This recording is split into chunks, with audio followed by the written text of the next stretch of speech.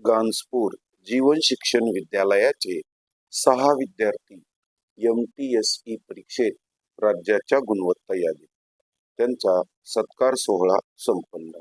किल्ले धारूर रिपोर्टर.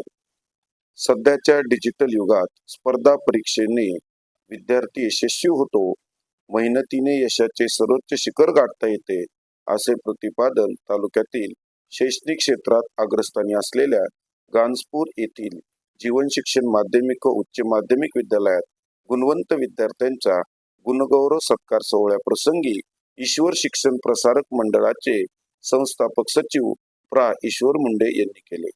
गुणवंत विद्यार्थ्यांचा सत्कार सोहळा आज गांजपूर येथील जीवन शिक्षण विद्यालयामध्ये घेण्यात आला.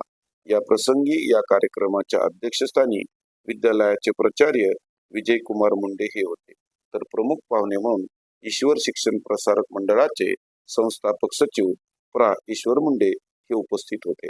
MTSE या परीक्षेत अवघड असणाऱ्या या परीक्षेमध्ये विद्यालयातील तब्बल 6 विद्यार्थी राज्याच्या गुणवत्ता यादीत आले आहेत.